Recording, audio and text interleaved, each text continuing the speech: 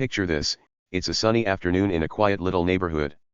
The sun is shining bright, the sky is blue, and there's a nice little breeze blowing through the trees. Everything feels calm and happy, like the kind of day where you just want to sit outside with a popsicle and enjoy life. That's where I come in. I'm just a regular guy, let's call me Jake. I'm not super special or anything. I'm not a superhero or a movie star. I'm just Jake, living in my little house on a street full of other little houses. Now, I like to have fun. I'm the kind of guy who thinks life is better when you add a little silliness to it. So, on this sunny afternoon, I decided to do something goofy. I went out to my front yard, my little patch of grass right in front of my house, and I stuck some bright pink flamingos into the ground. You know those plastic ones you see sometimes? They're not real birds, of course. They're fake, made of plastic, with long skinny legs and big goofy smiles. They're bright pink, like bubblegum or cotton candy, and they wobble a little when the wind blows. I put 5 of them out there, all in a row, standing tall and proud on my lawn. To me, they were fun. They were silly. And every time I looked out my window and saw them, they made me smile. I stood back and looked at my work. Perfect, I said to myself. The flamingos looked happy, like they belonged there. I figured my neighbors might laugh or wave when they saw them. Maybe some kids riding by on their bikes would point and giggle. That's what I thought would happen. I mean, who doesn't like a little fun, right? But oh boy, was I wrong. Not everyone thought my flamingos were so great. And that's where the trouble started. Across the street from my house lived a lady named Karen. Now, if you've ever heard of a Karen, you might already know what I'm talking about. She wasn't just any neighbor. She was that neighbor. The kind who's always watching, always judging, always ready to tell you what you're doing wrong. Karen lived in a house that looked perfect, like something out of a magazine. Her grass was always mowed just right, her flowers were always blooming, and her mailbox never had a speck of dirt on it. She walked around like she was the boss of the whole street, like she made the rules and everyone else had to follow them. Karen wasn't tall or big, but she acted like she was. She had short hair that she kept super neat, and she always wore these fancy sunglasses, even when it wasn't that sunny. When she walked by, she'd look at you with this little frown, like she was already mad about something you hadn't even done yet. Most people on our street just ignored her. If she complained about your dog barking or your trash can being too close to the road, you'd just nod and say, "Okay, Karen," and then do whatever you wanted anyway. She was loud and bossy, but nobody took her too seriously. At least, that's what I thought. See, I was pretty new to the neighborhood. I'd only lived there for a few months. I moved in because I liked how quiet it was, how it felt like a nice place to relax. I didn't know much about my neighbors yet. I'd wave at the guy next door when he mowed his lawn, and I'd smile at the lady down the street who walked her little fluffy dog every morning. But Karen? I hadn't talked to her much. I'd seen her peeking out her window a few times, staring at me like I was some kind of puzzle she couldn't figure out. I just waved and kept going about my day. I figured she was just grumpy, like some people are. No big deal, right? But those flamingos, those silly little pink birds, changed everything. I didn't know it yet, but putting them up was like lighting a match in a room full of fireworks. Something big was about to happen, and I had no clue. Karen wasn't just a nosy neighbor who liked to complain. She was hiding something. Something huge. And my flamingos? They were about to stir up a whole mess of trouble. Let me set the scene a little more so you can really picture it. My house is small, just one floor with a tiny porch out front. It's painted light blue, and the paint's a little chipped in some spots, but I like it that way, it feels cozy. My yard isn't huge, just a square of grass with a skinny tree on one side and a little walkway leading up to the door. The flamingos were right in the middle of that grass, standing out like bright pink stars against the green. When the sun hit them, they almost glowed. I loved it. It was my little way of saying, hey, I live here, and I'm gonna have some fun. Karen's house, though. It was different. Hers was bigger, with 2 floors and fancy white shutters on every window.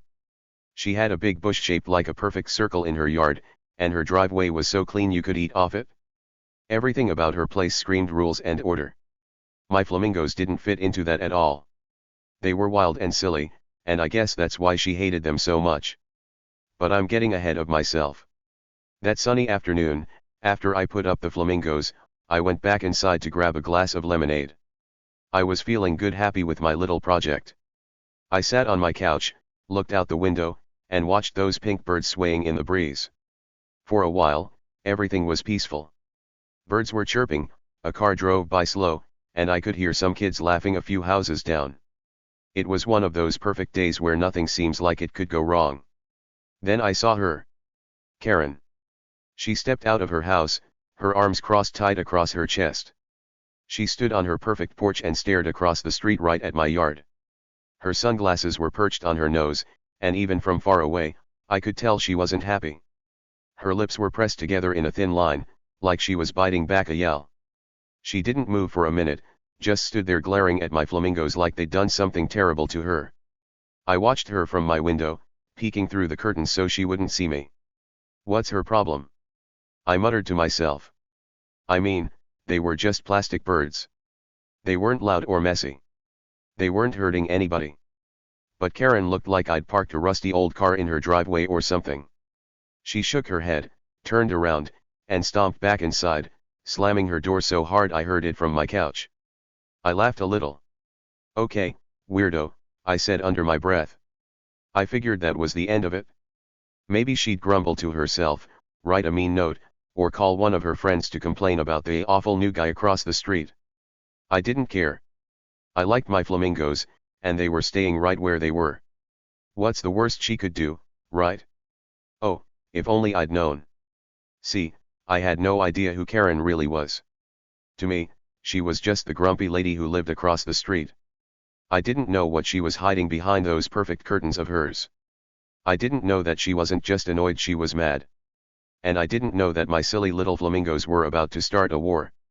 Not just a little argument, but a big, crazy, wild war that would turn our quiet neighborhood upside down.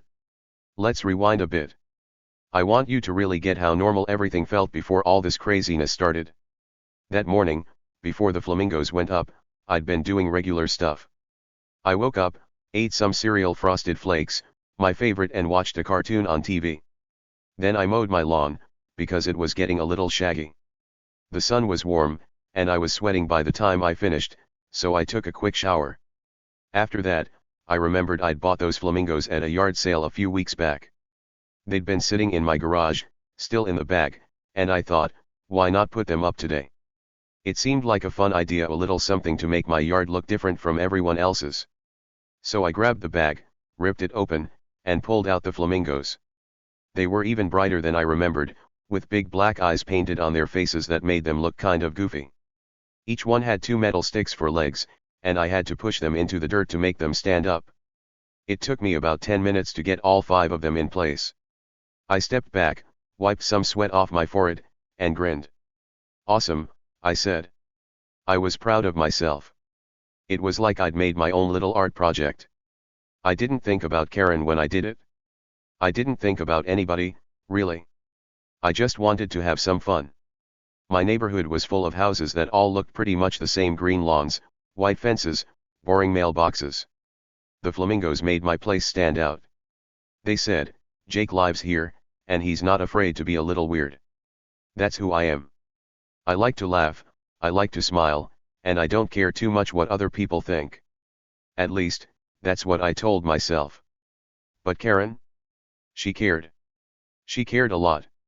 And that sunny afternoon, when she saw those flamingos, something snapped inside her.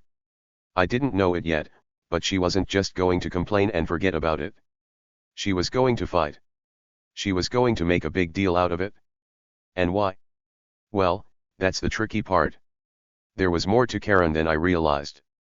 Way more. Let me tell you a little about our street, so you can see the whole picture. It's called Maple Lane, and it's one of those places where nothing exciting ever happens. The houses are all lined up neat and tidy, with little sidewalks running in front of them. There's a stop sign at the end of the block, and a big oak tree that's been there forever. Kids ride their bikes up and down, and sometimes you'll see an old guy walking his dog real slow. It's quiet. It's boring. And that's why I liked it. I needed a break from all the noise and craziness of the city I used to live in. My neighbors were mostly nice, or at least they seemed that way. There was Mr. Thompson next door, who always waved when he saw me. He was old, with gray hair and a big belly, and he liked to sit on his porch with a glass of iced tea.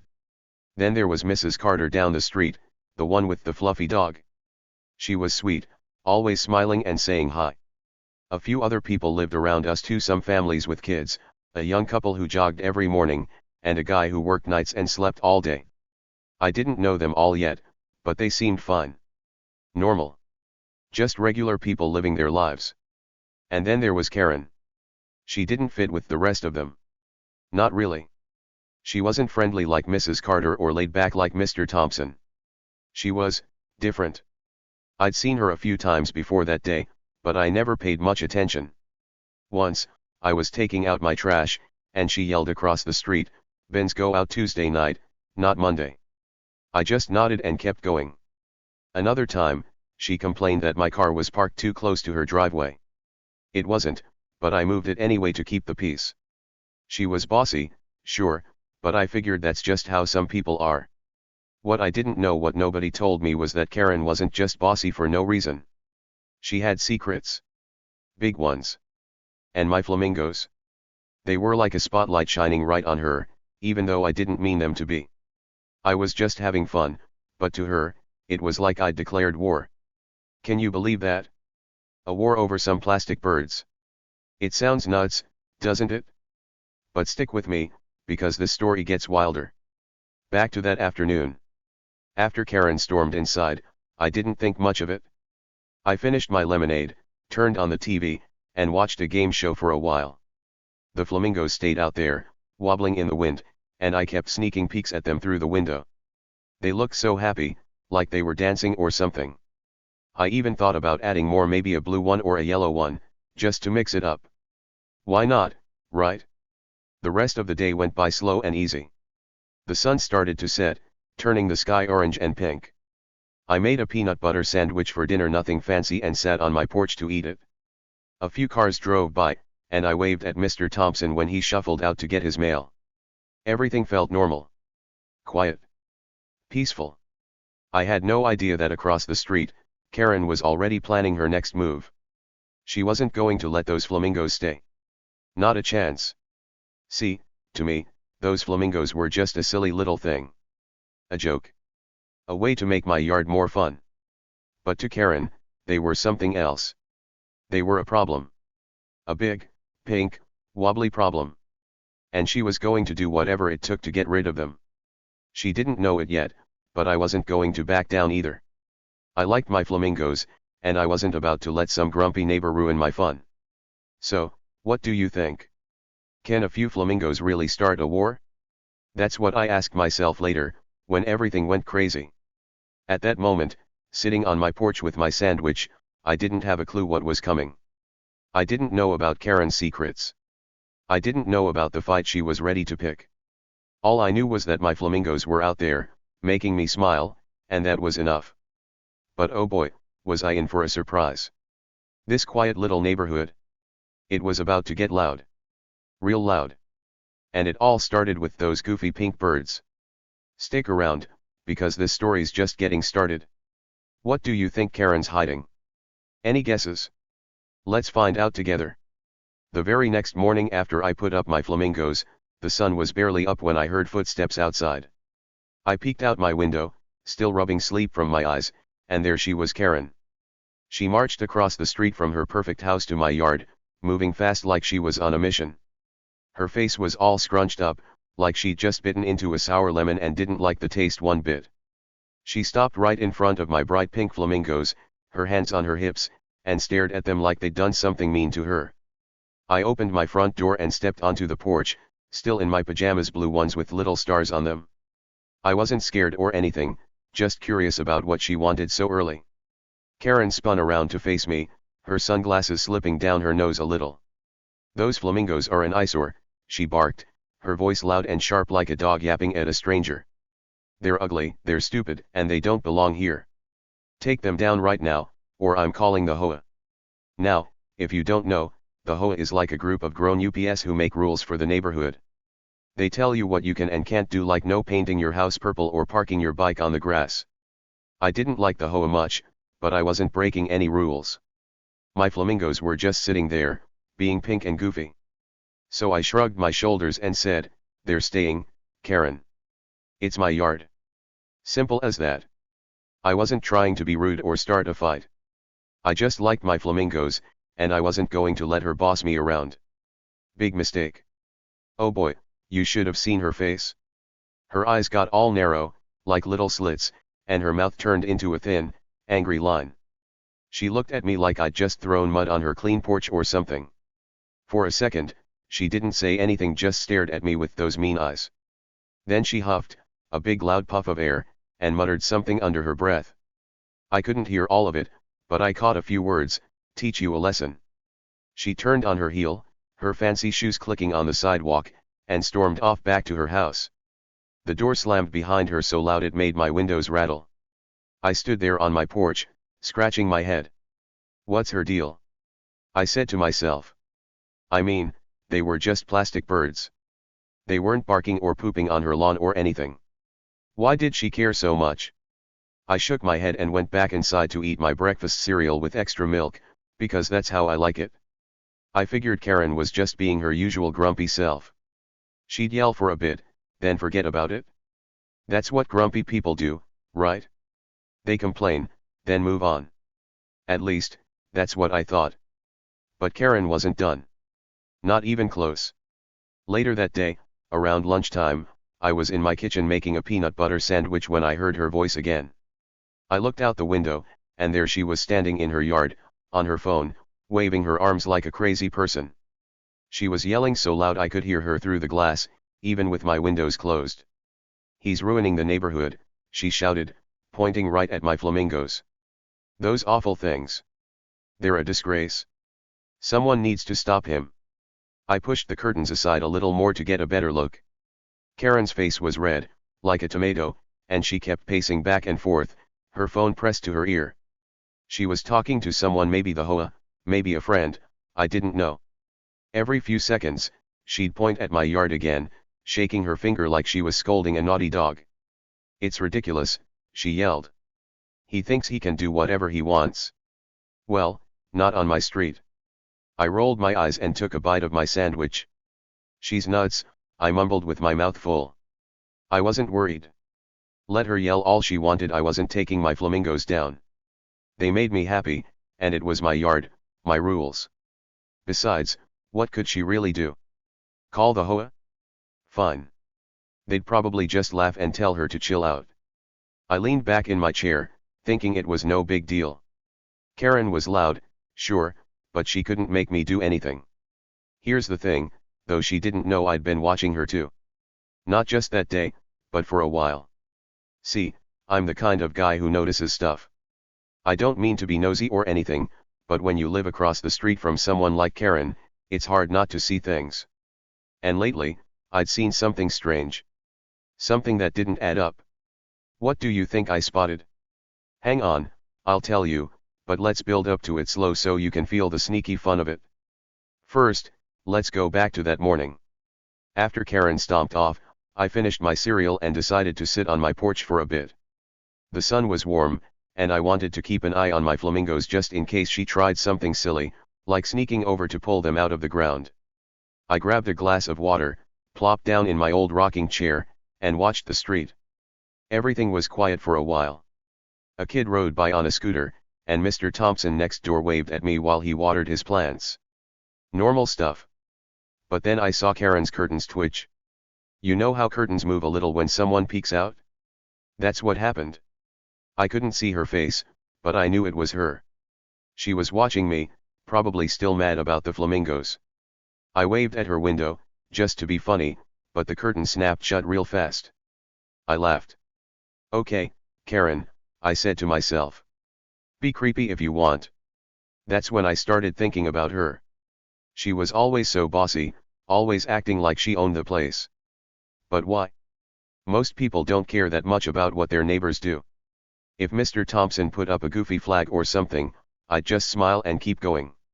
So why were my flamingos such a big deal to her? It didn't make sense. I rocked back and forth in my chair, sipping my water, and let my brain chew on it. Later, after her big phone tantrum, I kept watching. She stayed outside for a while, pacing and talking, her voice bouncing off the houses. A few neighbors poked their heads out to see what was going on, but they didn't say anything, just watched, then went back inside. Karen didn't care. She was too busy yelling. "I've lived here for years," she said. "I keep this place nice, and now this new guy thinks he can ruin it with his junk." "Junk?" I muttered. "They're flamingos, not trash." I almost yelled back, but I didn't. No point in making it worse. I just sat at my kitchen table, eating my sandwich, and let her rant. When she finally hung up, she glared at my house one more time, then marched back inside. Slam. Another door shut so hard I felt it in my bones. I figured that was it for the day. She'd yelled, she'd called someone, she'd made her point. Time to relax, right? Wrong. See, I couldn't shake this funny feeling. Something about Karen was off. I'd been watching her for weeks, not on purpose, just little things I noticed. And now, with her freaking out over my flamingos, it all started to feel weird. Let me tell you what I'd seen. A few nights before, I couldn't sleep. It was late, like midnight, and I was up getting a snack, some cookies from the jar in my kitchen. I looked out my window, just staring at the dark street, when I saw something. A car pulled up to Karen's house. Not a regular car, like the ones you see around here. This one was fancy black, shiny, with dark windows so you couldn't see inside. It stopped right in front of her driveway, and the engine turned off. I watched, cookie halfway to my mouth, as a guy got out. He was tall, wearing a suit like you see in movies, black jacket, white shirt, all fancy. He looked around, like he didn't want anyone to see him, then walked up to Karen's door. She opened it fast, like she'd been waiting, and let him in. No hello, no wave, just boom inside. The door shut, and the street went quiet again. I didn't think much of it then. Maybe he was her friend or something. But it stuck in my head because it was so late. Who comes over at midnight in a suit? Most people are asleep. I finished my cookie, went to bed, and forgot about it. Until a few nights later, when it happened again. Different car, different guy, same sneaky vibe. Late at night, quick visit, then gone. Weird, right? And then there was the bag. One morning, a week before the flamingo fight, I was taking out my trash.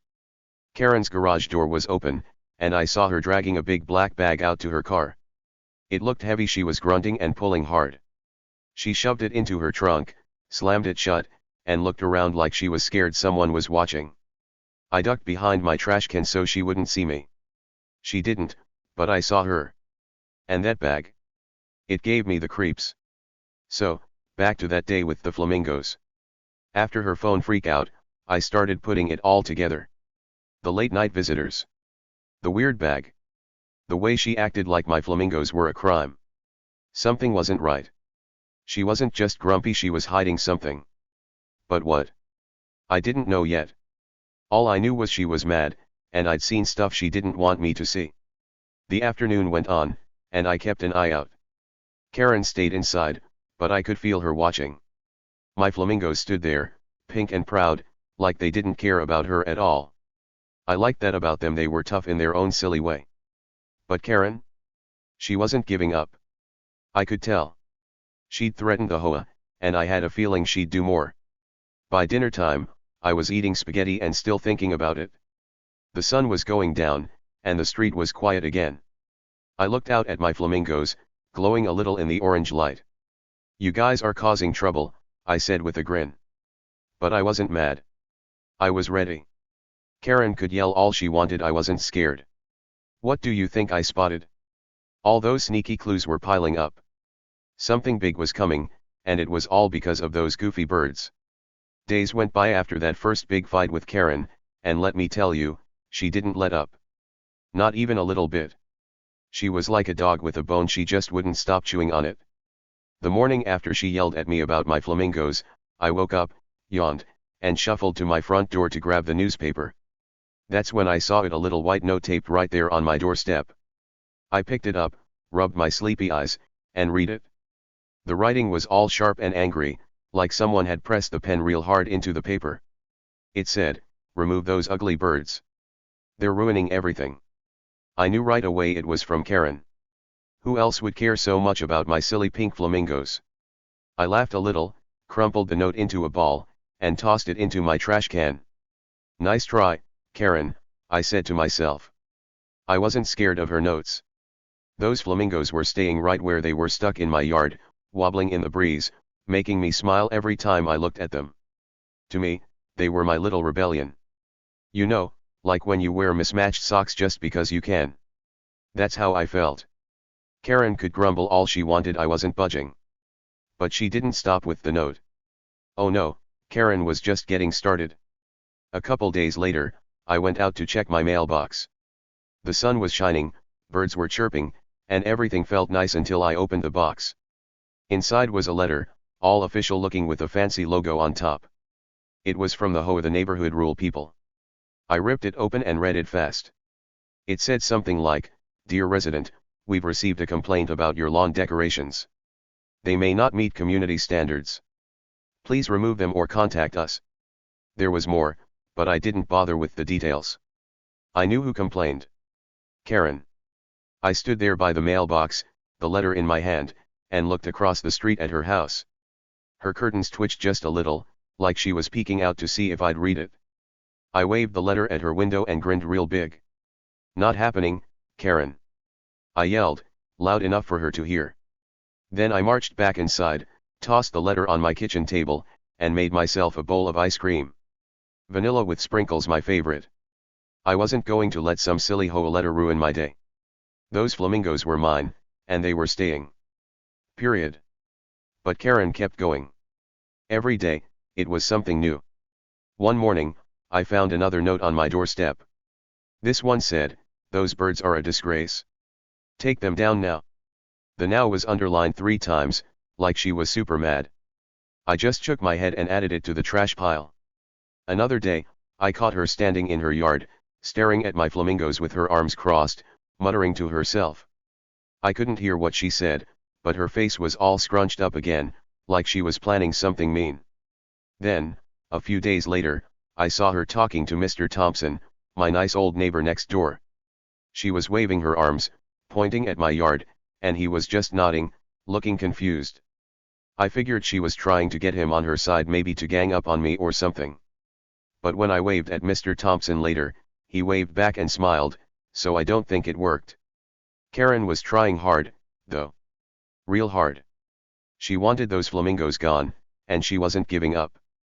I didn't care. I liked my flamingos too much. Every time I saw them out there, 5 little pink buddies standing tall in my grass, I felt happy. They were my way of saying, "This is my house, and I'm doing what I want." Karen could write notes and call the HOA all day long, it wasn't going to change my mind. I'd sit on my porch sometimes, sipping lemonade, and just watch them sway in the wind. To me, they were perfect. But while Karen was busy being mad, I started noticing weird stuff about her. Stuff that made me wonder what was really going on. See, I'm the kind of guy who pays attention, even when I don't mean to. And living across the street from Karen? Well, it was hard not to see things.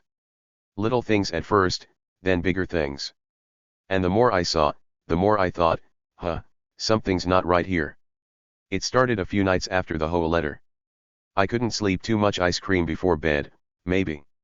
So I got up, grabbed a glass of water, and stood by my kitchen window, looking out at the dark street.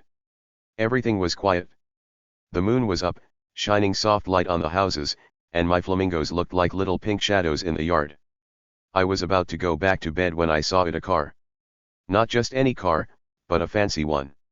It was long and black, with shiny silver wheels and windows so dark you couldn't see inside. It rolled up slow and stopped right in front of Karen's house. I leaned closer to the window, my nose almost touching the glass. The car's engine turned off, and a door opened. Out stepped a guy in a suit, black jacket, white shirt, all neat and fancy, like he was going to a big party or something. He looked around, left and right, like he didn't want anyone to see him. Then he walked up to Karen's door, quick and quiet. The door opened fast. Karen was waiting and he slipped inside. The door shut, and the street went silent again. I stood there, blinking. Who was that? I whispered to myself. It was late, like, really late. Past midnight. Most people in our sleepy little suburb were snoring by then. Why was some fancy guy sneaking into Karen's house? I scratched my head, took a sip of water, and watched a little longer. About 10 minutes later, the guy came back out. He didn't look happy, his shoulders were all hunched, like he was mad or scared. He got in the car, and it drove off, disappearing around the corner. I didn't know what to think. Maybe he was her friend? Or her boss? But why come so late? And why sneak around like that? It was weird, but I didn't have any answers. I went back to bed, pulled the covers over my head, and tried to sleep. The next morning, I almost forgot about it until I saw Karen outside, glaring at my flamingos again. That's when I started wondering. Was she mad about more than just my birds? A couple nights later, it happened again. I was up late this time eating cookies, because I'm a night owl sometimes, and I saw another car. Different one this time, red, still fancy, still with dark windows. Another guy got out, this one shorter but still in a suit. Same deal, quick look around, fast walk to the door, in and out in minutes. Karen opened the door again, and I caught a glimpse of her face in the porch light. She looked nervous, biting her lip like she was worried about something. Now I was really curious. 2 fancy cars in 1 week. In our boring little neighborhood? That's not normal. Our street, Maple Lane, was the kind of place where the most exciting thing was a kid's birthday party or maybe a garage sale. Fancy suits and midnight visits didn't fit. I started keeping my eyes open, watching Karen's house whenever I could.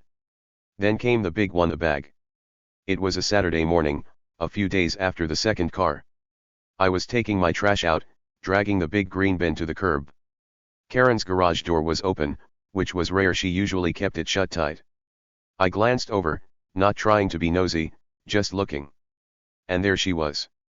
Karen, in her fancy sunglasses and a long coat, dragging a big black bag out of her garage. It was heavy, I could tell, because she was pulling hard, her arms shaking a little. She huffed and puffed, tugging it to her car parked in the driveway. I froze behind my trash bin, peeking over the top. The bag was lumpy, like it was stuffed full of something. Karen got it to her trunk, popped the lid open, and shoved it inside with a big grunt. Then she slammed the trunk shut and looked around, fast and sneaky, like she was scared someone was watching. I ducked down quick so she wouldn't see me. My heart was thumping, boom, boom, boom in my chest. What was in that bag? Clothes? Trash? Something else? It gave me the creeps, big time. She didn't see me. She wiped her hands on her coat, got in her car, and drove off. I stayed crouched there for a minute, breathing hard. When I stood up, her house was quiet again, like nothing happened. But something did happen. I saw it. And now I couldn't stop thinking about it. Days kept going, and Karen kept fighting about the flamingos. More notes showed up, get rid of them. And she'd glare at me whenever I went outside. The HOA sent another letter, this one meaner, saying I might get a fine if I didn't take the flamingos down. But I didn't care about that anymore. My brain was too busy with Karen. The cars. The suits. The bag. What was she up to? I didn't tell anyone what I saw, not Mr. Thompson, not Mrs. Carter with her fluffy dog, not anybody. I kept quiet, waiting for the right moment. I'd sit on my porch, pretending to read a book, but really I was watching her house. Every night, I'd peek out my window, looking for more cars. Sometimes they came, sometimes they didn't. But every time they did, it was the same, fancy, sneaky, gone fast. The tension was building. Can you feel it?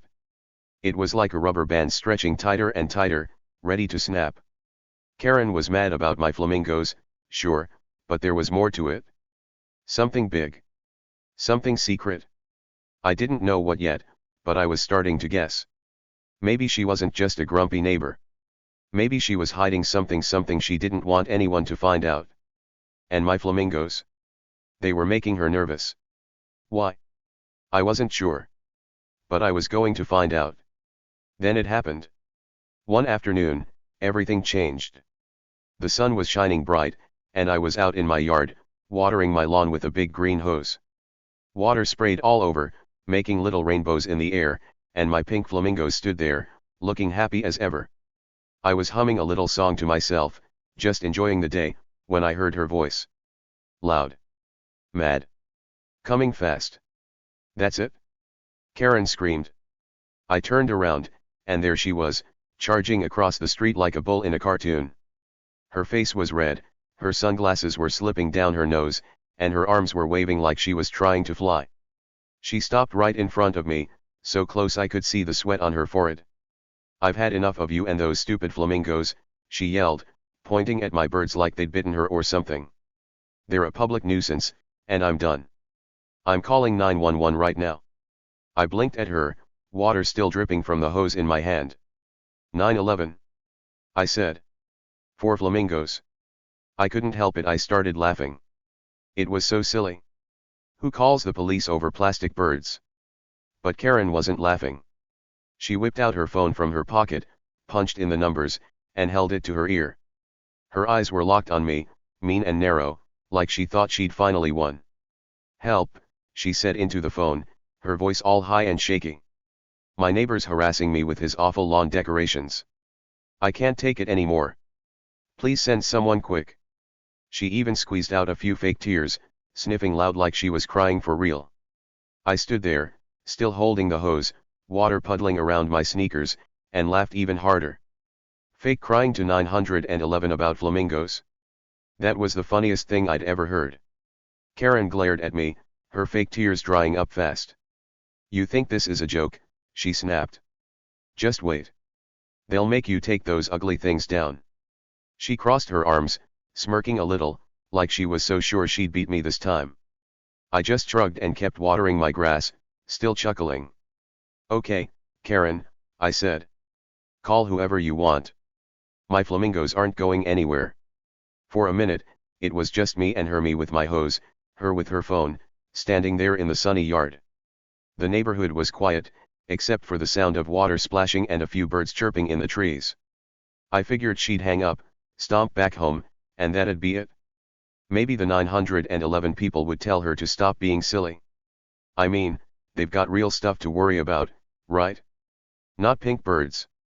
But then I heard its sirens. Far away at first, like a little whine in the distance. I stopped watering and listened. The sound got louder, closer, fast. Karen's smirk grew bigger, and she pointed at me. "See," she said.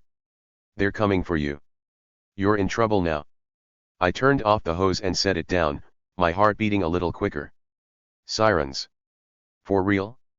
Were the cops actually coming because of my flamingos? That didn't make sense. Before I could say anything, 2 police cars rolled up to our street.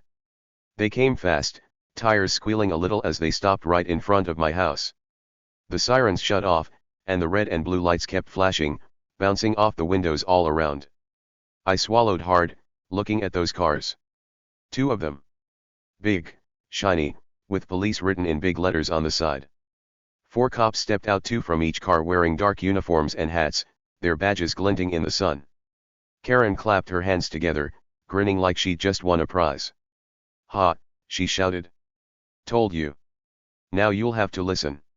She stood there, all proud, waiting for the cops to come over and yell at me. I wiped my wet hands on my shorts and watched, not sure what to say. I mean, I wasn't scared, I hadn't done anything wrong, but it was weird. Cops for flamingos? Really? But then something funny happened. The cops didn't even glance at me. Not one look. They didn't walk toward my yard or my flamingos. Instead, they turned the other way, straight toward Karen's house. Their boots clomped on the pavement as they marched across the street, right past her perfect bushes and clean driveway. Karen's smirk dropped fast. Her mouth opened, and her eyes got wide, like she couldn't believe what she was seeing. "Wait, what's going on?" she stammered, her voice all shaky now. She took a step back, clutching her phone tight. The cops didn't stop. One of them, a tall guy with a deep voice, looked at her and said, "Ma'am, we've had reports of suspicious activity at this address. Mind if we take a look inside?"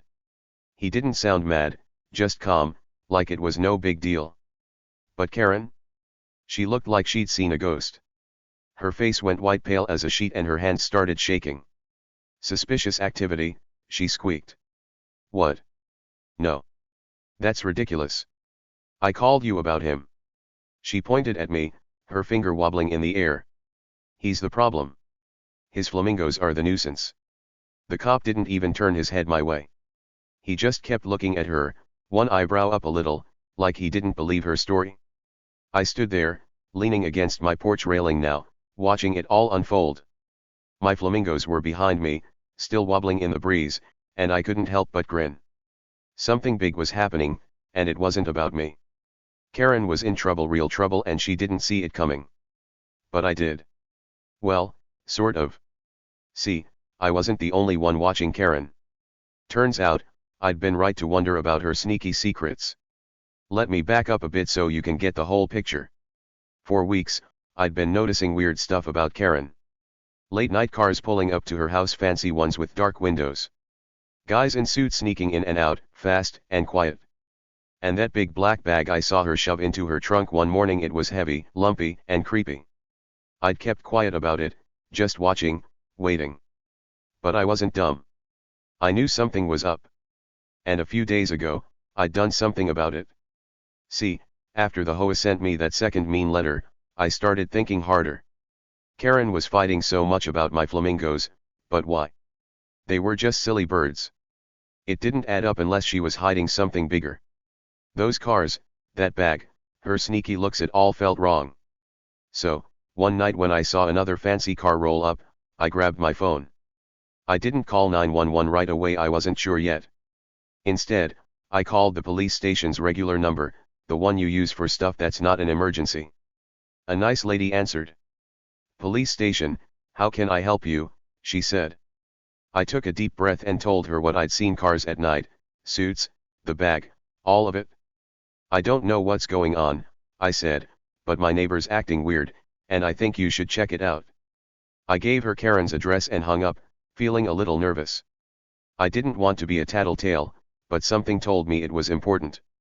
Turns out, I wasn't the only one who'd called.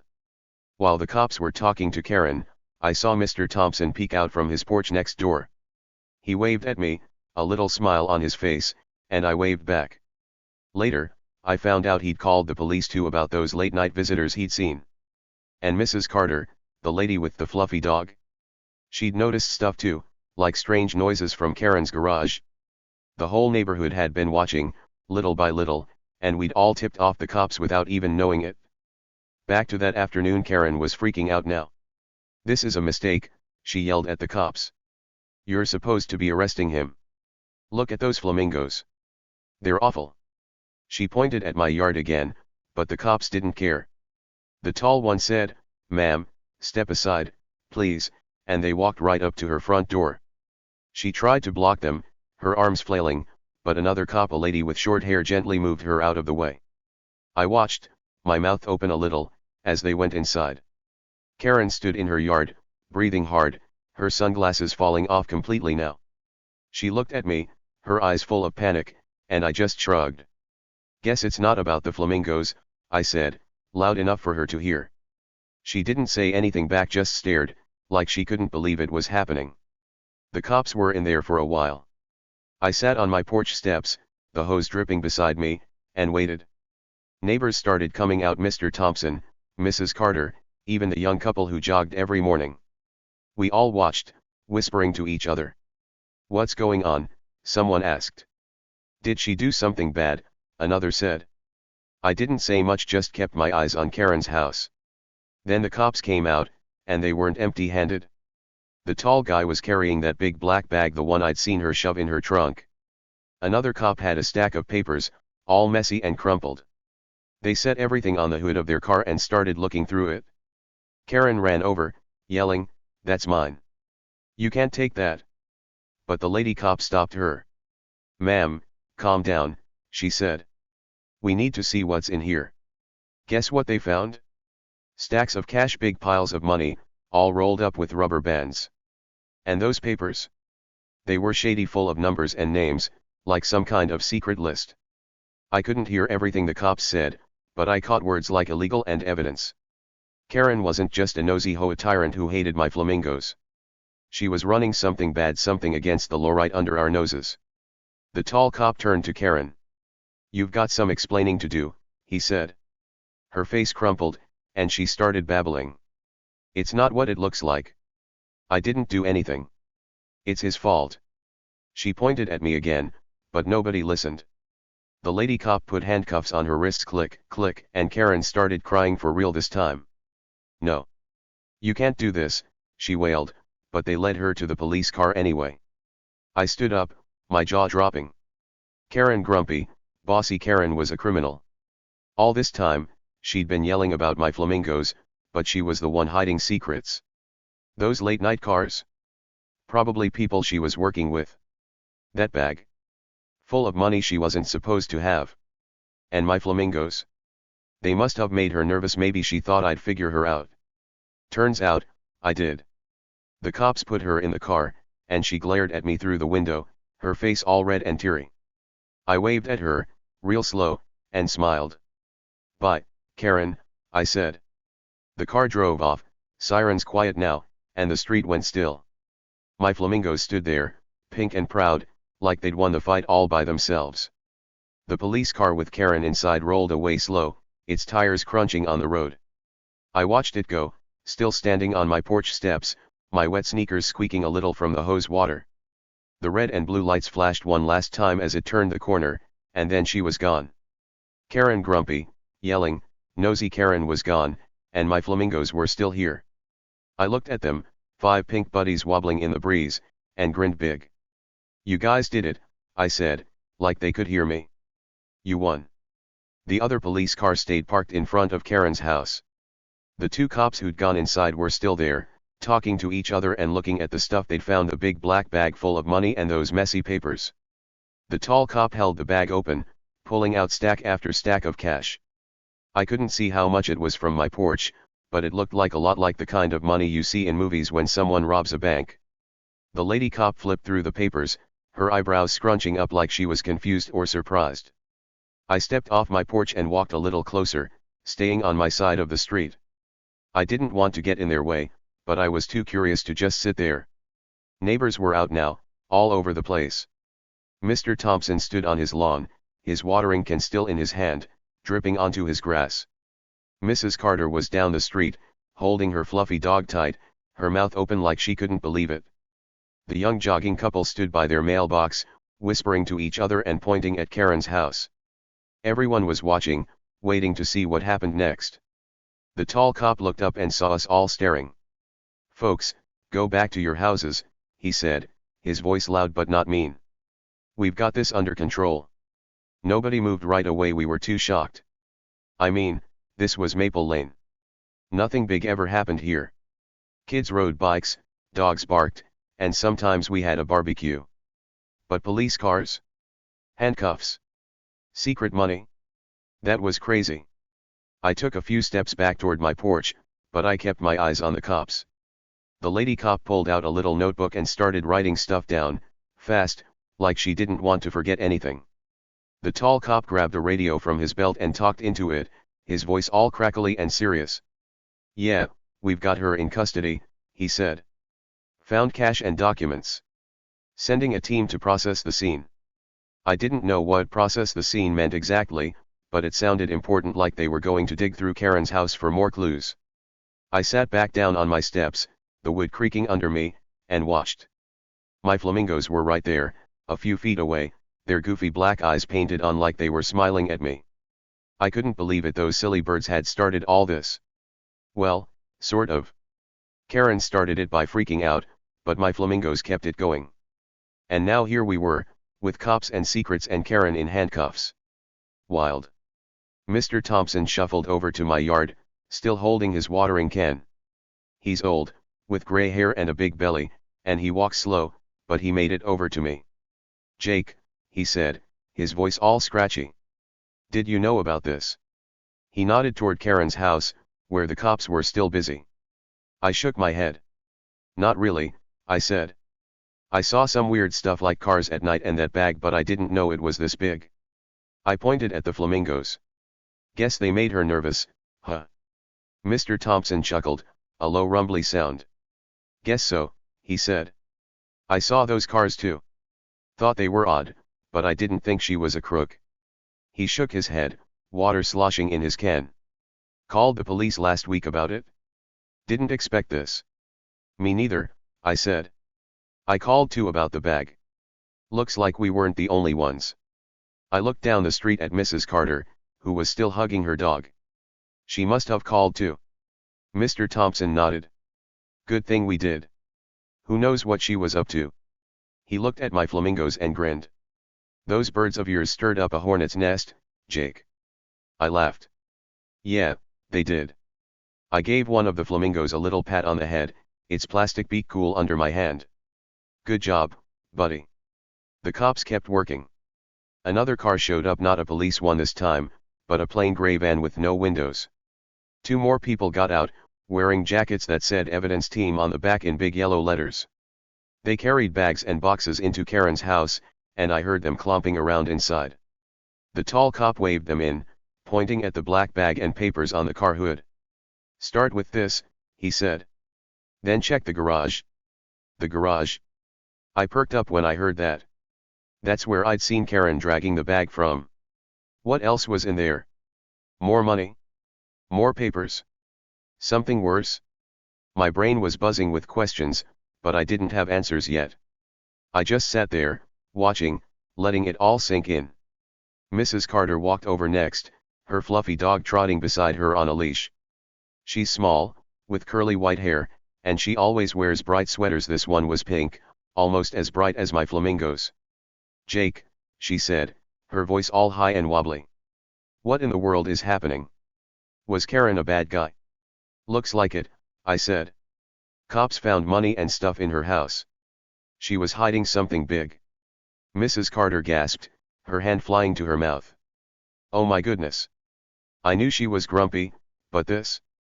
I heard noises from her garage sometimes late at night, like banging. I told the police about it a few days ago. I thought maybe she was building something. Building something illegal, maybe, I said, grinning a little. You helped catch her, Mrs. Carter. Her eyes got wide. Me? Oh, I didn't mean to. I just wanted the noise to stop. Her dog yapped, like he agreed, and we both laughed. The young jogging couple came over too, still in their running clothes, blue shorts and matching shirts. The guy, Tom, rubbed his head. This is nuts, he said. We saw lights at her place late at night. Thought she was just weird, not, whatever this is. His wife, Lisa, nodded. Yeah, we didn't call the cops, but we talked to Mr. Thompson about it. Guess it all added up. Yep, I said. We were all watching, even if we didn't know it. The street was buzzing now, neighbors talking, pointing, whispering. Kids peeked out from behind fences, their bikes forgotten on the grass. Everyone wanted to know what was going on. The evidence team kept going in and out of Karen's house, carrying more stuff, boxes, a big suitcase, even a locked metal case they had to pry open with a tool. Every time they brought something out, the crowd got louder, like, oh, what's that? I stayed on my steps, soaking it all in. The sun was lower now, turning the sky orange and pink, and my flamingos glowed a little in the light. I couldn't stop smiling. Karen had tried so hard to get rid of them, yelling, notes, the HOA, even 9/11, but here they were, still standing. And her? She was the one in trouble, not me. The tall cop walked over to us after a while, his hat off now, showing sweaty brown hair. You the guy with the flamingos? He asked, looking at me. Yeah, I said, standing up. That's me. Jake. He nodded. Heard she called us about them. Said they were a nuisance. He smirked a little, like it was funny. She did, I said. But I guess you had bigger stuff to worry about. Yep, he said. We've been getting calls about her for a while, strange cars, noises, suspicious behavior. Your call about the bag tipped us over the edge. Good thing you spoke up. I shrugged. Just thought it was weird. Didn't know it'd be this big. He chuckled. Biggest catch we've had in months. She's been running some kind of scam, money, fake deals, who knows what else. We'll figure it out. He tipped his head toward my flamingos. Guess those birds helped us out. They sure did, I said, patting one again. They're heroes now. The cop laughed and walked back to his car. The evidence team was still busy, and the lady cop was on her radio now, talking fast. I sat down again, my legs dangling off the steps, and looked around. The neighborhood didn't feel quiet anymore. It was alive, buzzing, like everyone had woken up from a nap. Mr. Thompson sat next to me, his watering can on the ground. "Never thought I'd see this," he said. "Karen, a crook. And all because of your flamingos." "Not just them," I said. She was already messing up. The flamingos just made her mad enough to slip. He nodded. "Smart birds, then." "Smart you, too." I grinned. "Thanks, Mr. Thompson." The sun kept sinking, and the cops kept working. They stayed for hours, digging through Karen's house, pulling out more and more stuff. By the time it got dark, they'd filled the van with bags and boxes. The tall cop came back one last time. "We're wrapping up," he said.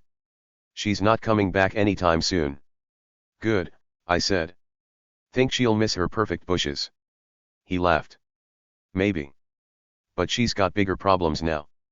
The police cars and van drove off, leaving the street quiet again, but not the same quiet. It felt different, lighter, like a storm had passed. Neighbors went back inside, still talking, still shaking their heads.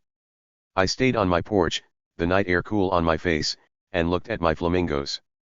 They were still there, still pink, still goofy. And now, they were legends. Karen's jaw dropped so low it almost hit the ground when the cop snapped those shiny silver handcuffs on her wrists. Click, click, they locked tight, and she wiggled her hands like she could shake them off. "This is a mistake," she yelled, her voice all loud and screechy, like a bird that got stuck in a tree. "You've got the wrong person."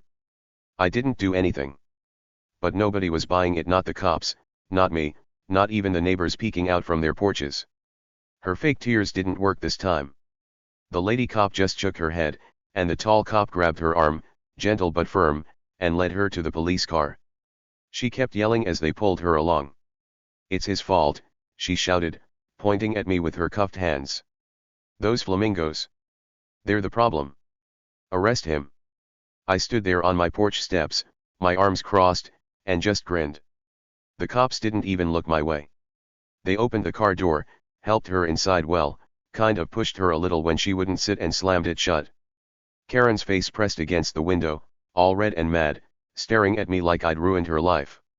I waved real slow, wiggling my fingers, and said, "See ya, Karen." The car started up, and off they went, tires rolling quiet on the road. The whole street came out to watch. It was like a big show nobody wanted to miss. Mr. Thompson shuffled out from his house next door, still holding that old watering can he always carried. Mrs. Carter popped out too, her fluffy dog yapping at her feet, tugging on its leash. The young jogging couple, Tom and Lisa, stood by their mailbox, their mouths open like they couldn't believe it. Even some kids down the block ran over, their bikes tipping over in the grass as they stared. Everyone was there, whispering and pointing, watching the police car disappear around the corner with Karen inside. I looked at my flamingos, 5 bright pink birds stuck in my lawn, wobbling a little in the wind. They were still standing proud, their goofy black eyes painted on like they were smiling at me. All this craziness, the yelling, the notes, the cops, and they were still here, right where I'd put them. I walked over, my sneakers squishing in the wet grass from when I'd been watering earlier, and gave one a little pat on the head. "You guys are the best," I said. "Still here, still awesome." A few days later, something funny happened.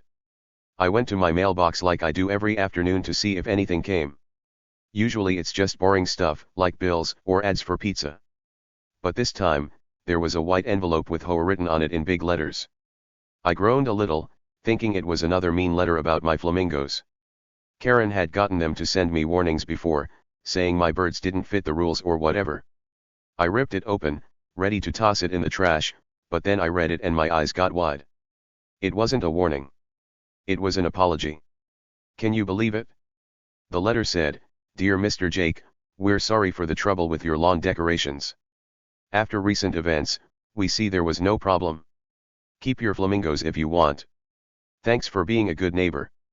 It was signed by some HOA lady I'd never met, with a little smiley face drawn at the bottom.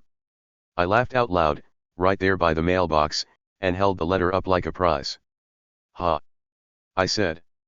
"Take that, Karen." The HOA Karen's big weapon against me was saying sorry. My flamingos were safe, and she was gone. How cool is that? I ran inside, grabbed a soda from the fridge, cold and fizzy, my favorite, and sat on my porch to read the letter again. The sun was setting, turning the sky all orange and pink, and my flamingos glowed a little in the light. I sipped my soda and thought about everything. Karen had been so loud, so bossy, always telling everyone what to do. Her perfect house, her perfect yard, her perfect rules. She acted like she owned Maple Lane. But it was all fake. She'd been hiding something bad, and now we knew the truth. Later that week, I found out more. Mr. Thompson came over one morning while I was sweeping my porch. He's slow, with his big belly and gray hair, but he always has good stories. "Jake," he said, leaning on his fence. "You hear what they're saying about Karen?" "Nope," I said, stopping my broom.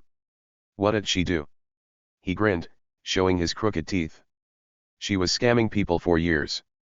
Taking money she wasn't supposed to have. Hiding it in her house, pretending she was just a grumpy old lady. Cops found out she'd been tricking folks all over town selling stuff that wasn't real, keeping the cash. That's what was in that bag you saw." My mouth dropped open. "For real? All this time?" "Yep," he said. "Behind those fancy curtains and loud complaints, she was a crook. Fooled us all." I shook my head, leaning on my broom. "Wow. And she got mad at my flamingos." Mr. Thompson laughed, a big rumbly sound. "Guess she didn't like you messing up her perfect cover. Those birds made her nervous. Maybe she thought you'd catch on." "Well, I did," I said, grinning.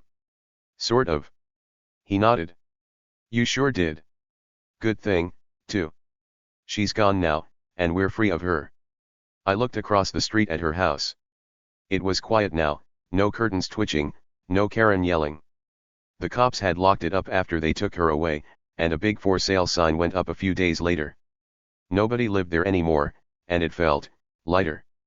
Like the whole neighborhood could breathe again. No more mean notes, no more HOA fights, no more Karen stomping around like she was the boss. Just peace. I waved at the cops that day when they left. They'd stayed for hours, digging through her stuff, loading it into their van. The tall cop waved back, tipping his hat a little, and the lady cop gave me a thumbs up. "Thanks for the tip," she called as they drove off. I stood by my flamingos, watching them go, and felt proud. Me and my birds, we'd helped, even if it was by accident. After they were gone, I bent down and gave each flamingo a little pat. "Good job, buddies," I said. "You're the real heroes." They didn't say anything back to, they're plastic, but I like to think they were happy. They'd stood there through all of Karen's yelling, all her tricks, and now they were still standing. Tough little guys. The next few days were quiet, but in a good way. Neighbors started talking more, not just whispering about Karen, but saying hi and smiling. Mrs. Carter brought me some cookies one afternoon, chocolate chip, warm from the oven. "For helping get rid of her," she said, her fluffy dog wagging its tail. I took the cookies and thanked her, munching one right there on the porch. They were gooey and sweet, and I gave her dog a little scratch behind the ears. Tom and Lisa, the jogging couple, stopped by too. "We're throwing a barbecue this weekend," Tom said. "Wanna come? Bring your flamingos if you want." He winked, and Lisa laughed. I said I'd be there. No flamingos, though, they'd stay in the yard where they belonged. Even the kids down the street got in on it. One day, I caught them riding their bikes past my house, pointing at the flamingos and giggling. "Cool birds," one yelled, a little girl with pigtails. "They beat the mean lady." I waved at her, laughing. "Yep, they sure did." The neighborhood felt different now, better. Karen had been like a dark cloud, always hanging over us, ready to rain on anything fun. Her loud voice, her mean stares, her bossy rules, they were gone. And it all started with my flamingos. What do you think? Did those birds deserve a medal? I think so. They didn't just stand there looking pretty, they helped uncover a big secret and set us all free. One night, I sat on my porch with a blanket, watching the stars come out. The air was cool, and the street was silent. No cars, no yelling, just crickets chirping. My flamingos glowed a little in the moonlight, their pink plastic shining like they were magic. I sipped some hot cocoa, the mug warm in my hands, and thought about it all. Karen had scammed people for years, hiding behind her perfect life. But she couldn't hide forever, not from me, not from the neighbors, not from my flamingos. The next morning, I decided to celebrate. I went to the store riding my bike because it was sunny and nice and bought some stuff. A little can of pink paint, a bag of cookies, and a big bottle of lemonade. When I got home, I painted a tiny gold star on each flamingo's head, right above their goofy eyes. "Your medals," I said, stepping back to look. The stars were small, but they sparkled in the sun, making my birds look extra special. Then I sat on my porch with the cookies and lemonade, sharing some with Mr. Thompson when he wandered over.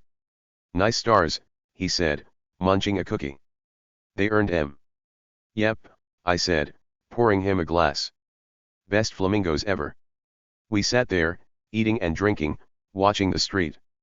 Karen was gone, her house was empty, and the neighborhood was ours again. Justice was served big time. And my flamingos? They were the champs who made it happen. What do you think? Pretty cool, right? So, here's the thing, sometimes the loudest people are hiding the most. That's what I learned from this whole crazy adventure with Karen and my flamingos. She was always yelling, always bossing everyone around, acting like she was the queen of Maple Lane. Her voice was loud, her steps were stompy, and her mean looks could scare a kid off a bike. But all that noise? It was just a cover. Behind her perfect curtains and fancy sunglasses, she was hiding big secrets: money she stole, tricks she played on people, stuff she didn't want anyone to know. She thought she could boss me around, push me to take down my silly pink flamingos, but in the end, she got what was coming. And me? I learned something big. I learned to stand my ground, even if it's just for something small and goofy like plastic birds. Let's back up a little so I can tell you how it all sank in for me. After the cops took Karen away that wild afternoon, I sat on my porch for a long time.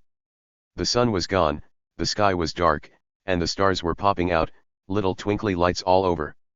I wrapped a blanket around my shoulders because it was getting chilly, and I held a mug of hot cocoa in my hands. The steam warmed my face, and the chocolate taste made me smile. My flamingos were still out there in the yard, glowing a little in the moonlight, their pink bodies looking soft and quiet in the dark. I sipped my cocoa and thought about Karen.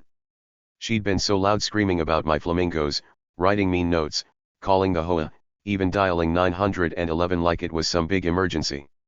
Every time she opened her mouth, it was like a storm coming, big, noisy, and hard to ignore. I used to think that's just how she was: grumpy, bossy, maybe a little mean. But now I knew better. All that yelling wasn't just her being mad. It was her way of hiding. She didn't want anyone looking too close, asking questions, or wondering what she was up to late at night with those fancy cars and that creepy black bag. The louder she got, the more she hoped we'd all just back off and leave her alone. But it didn't work. Not on me, not on Mr. Thompson, not on Mrs. Carter with her fluffy dog. We didn't back off. We watched, we wondered, and we called the cops. And my flamingos? They were the spark that lit it all up.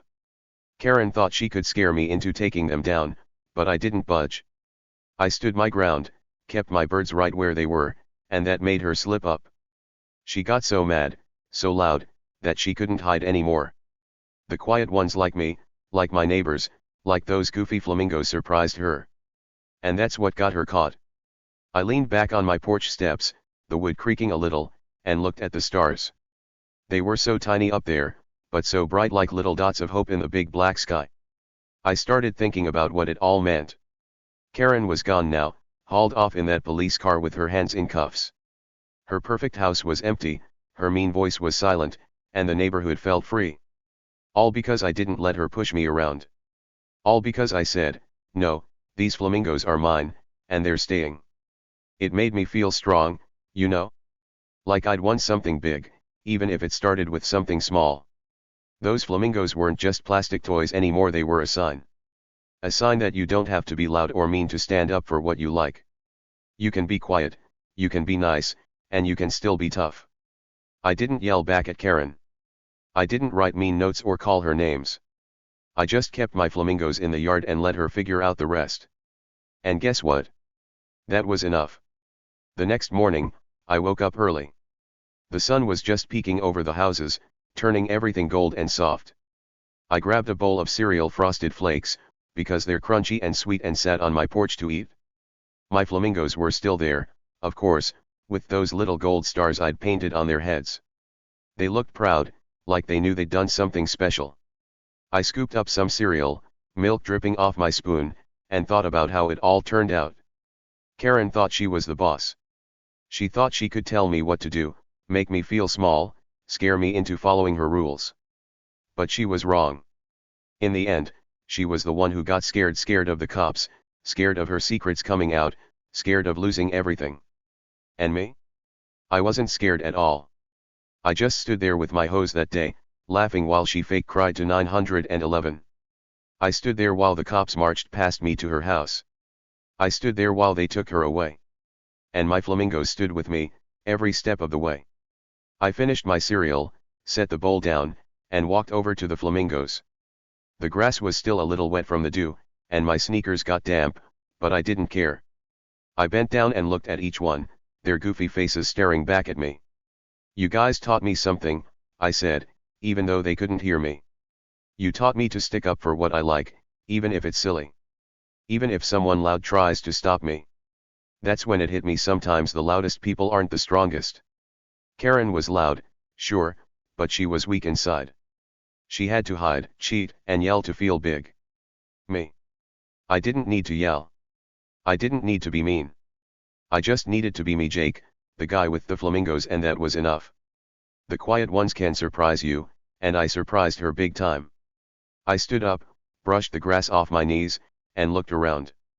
Maple Lane was waking up. Mr. Thompson was out watering his plants, waving at me with his free hand. Mrs. Carter walked by with her dog, the little fluffball bouncing along, and she smiled real big. Tom and Lisa jogged past, their blue shorts swishing, and they gave me a thumbs up. The kids down the street zoomed by on their bikes, yelling, "Flamingo Guy," like it was my new name. I waved at them all, feeling warm inside, like I was part of something good. The neighborhood was different now, and not just because Karen was gone. It was like we'd all learned something together. We'd stood up not with loud voices or big fights, but with quiet little steps.